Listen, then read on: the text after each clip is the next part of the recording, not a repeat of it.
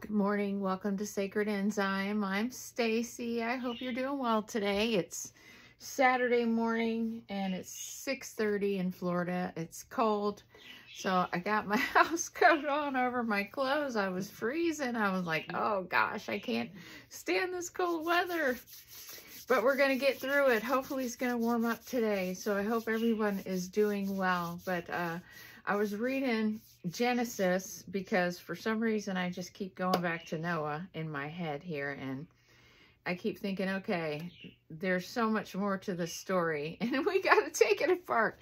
So this is what I want to talk about today, because Noah, if you recalculate Noah's age using the lunar month calendar, he was only 46 when he built the ark, okay?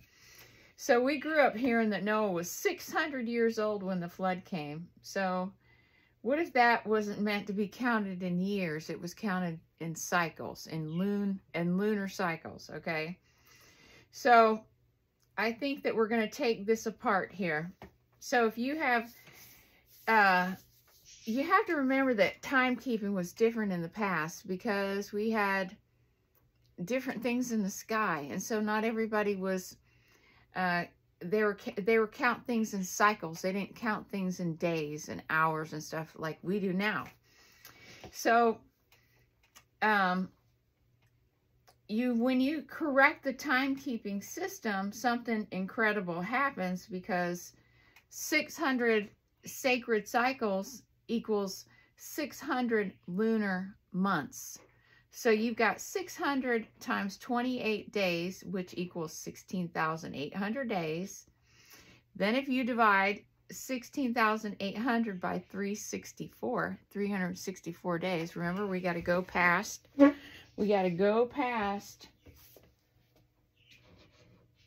12 to 13. Okay, they used to have a calendar of 364 days because they were honoring the divine feminine. This would take Noah to be about 46 years old. So he wasn't 600 years old. He was about 46 years old. So this is a normal midlife elder guy. He was a cycle keeper and a reseeder. And so suddenly we get a whole different outlook on some of these stories because, you know, King Kenut, however you want to call him, C-N-U-T, he becomes the node archetype at the shoreline. So we've got Leviathan here. This becomes the cycle of collapse, right? And then we've got Noah. And, oh, guess what? In Norse, Noah means, the word for Noah is Noi, N-O-I. And that's going to be important coming up. So hold on to that thought. It's also a Norse word. Okay, becomes the receding dawn bringer. And the rainbow becomes the frequency seal of the new age. So if you look at the flood through the new eyes, the narrative stops being a myth and becomes actually more like a map. A coded record of cycle resets, cosmic time, and archetypes that appear at the boundaries of these ages. So, when you look at the story of Noah with our old eyes, it just sounds like mythology. He's a 600-year-old man. We got animals that are lining up 2 by 2 to walk into a boat. I mean, come on. A flood that covers mountains. And then people just repeat the story over and over again. Oh, they put the animals in a trance and they just walked on the ship. No, they didn't. Come on. But when you put on new eyes and you use the original sacred calendar, the math and everything changes. So before the calendar was changed to 365 days, ancient civilization, the Enochian priesthood, the Essenes, and the pre-exilic Hebrews used a 364-day calendar. It was 13 months, 28 days each, and 364 days. I told you that the cycles were, the numbers that have to do with the Primordial Mother are 13 and 28, and they are, okay? This was a sacred lunar solar calendar tied to the heavens. So what we call years today were not years to them.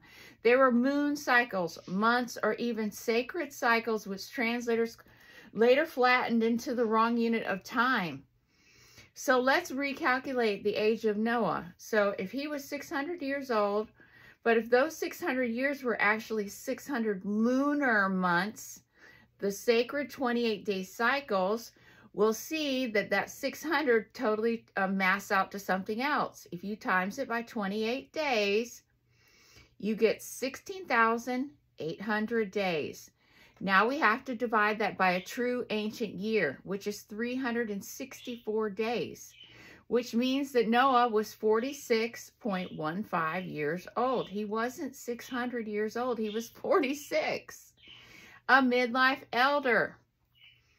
Okay, so this exact same figure is appearing in almost every ancient tradition. We've got Zudastra and Sumer, Atrahasis and Akkadian, Dulukion in Greece, Delakion, I don't know how you say all these names, Dulukion in Greece, Manu in India, but they're all the same archetype. So let's look at these cycles right here, because we got King Canute. We've got Canute right here on the shore, right? Because he's the Wolf-Serpent archetype here. These are the Wolf-Serpent lineages. They come into play because they're boundary walkers. They can go into the in-betweens, okay? So they're cycle stabilizers. We go into the Leviathan here. We've got the archetype of the serpent wolf, the wolf-serpent lines that are stabilizing this portion of the cycle. So the wolf-serpent lineages are stabilizing the Leviathan cycle. And we've got King Canute. That is an important archetype that goes in here.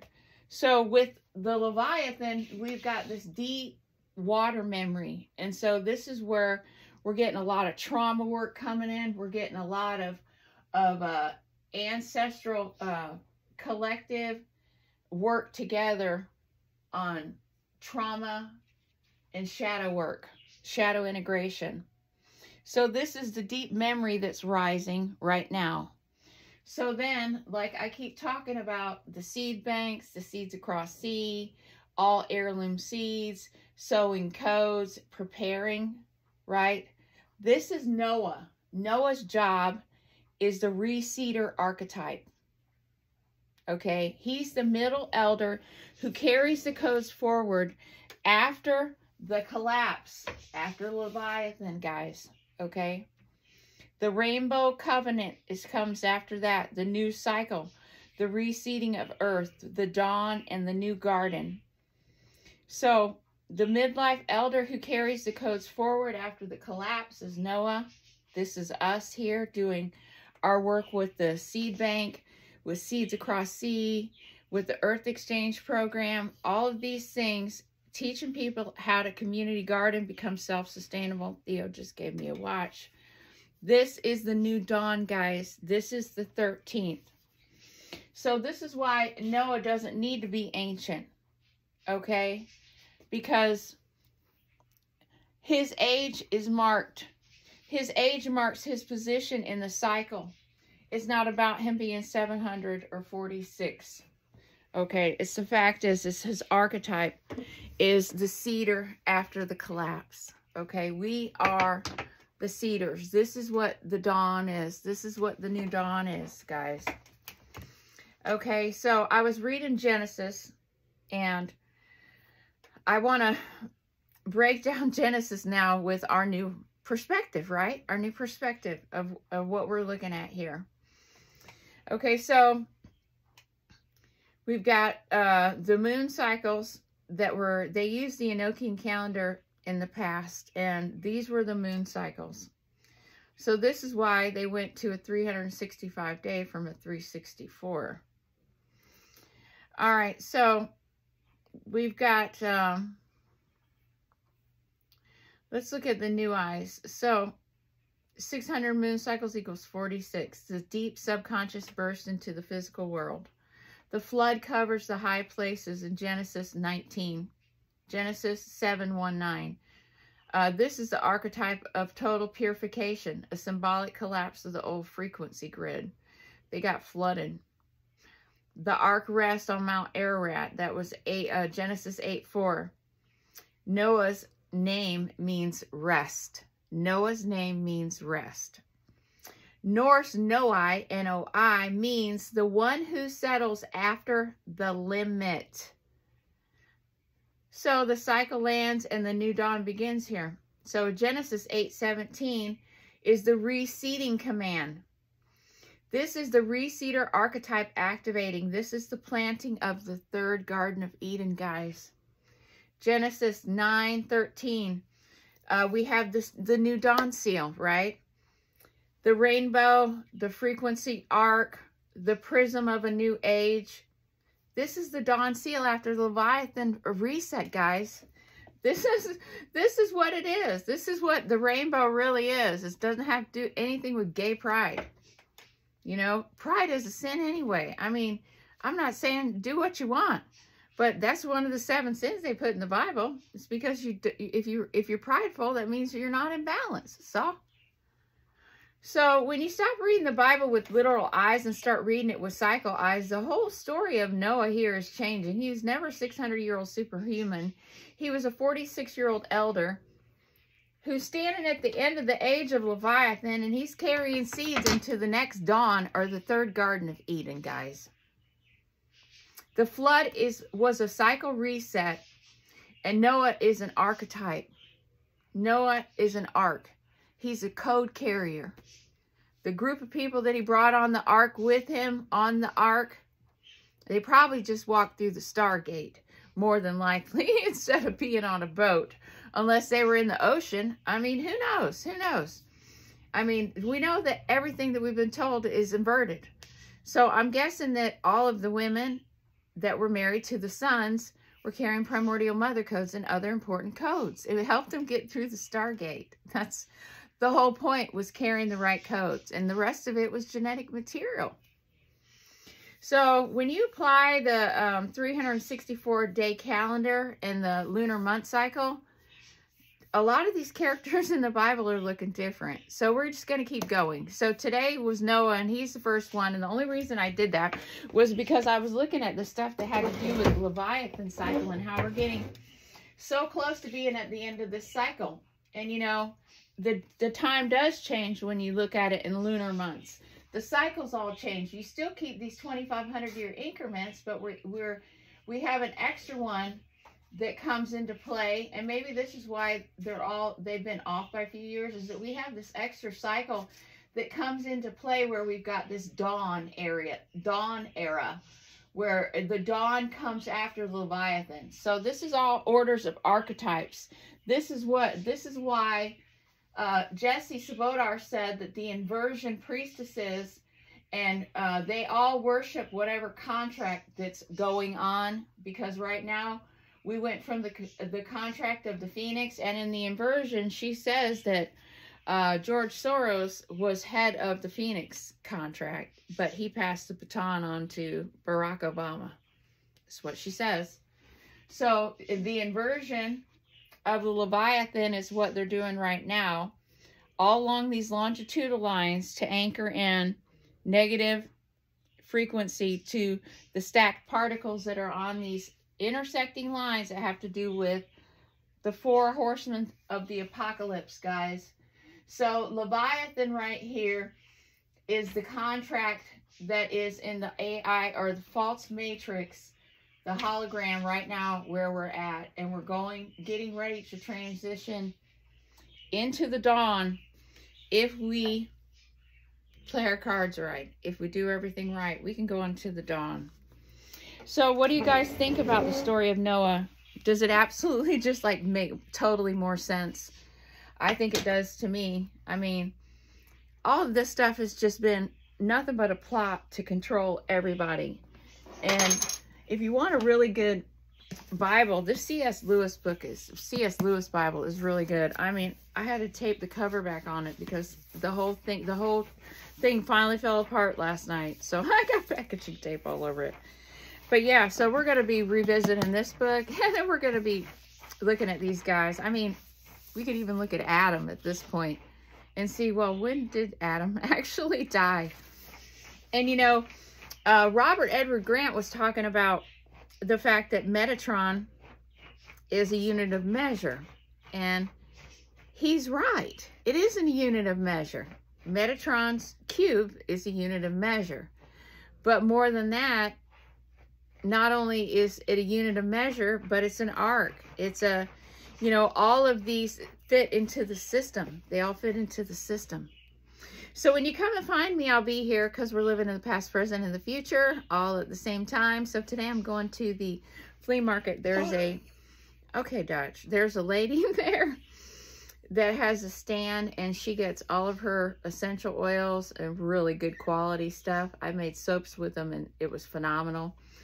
And I'm going to go get some soap, some essential oil for my soap, and I'm going to go get some incense from her. She has hand-rolled incense that come from India. And a few other things, because I'm going to be making some soap, and I'm going to show you how I make it.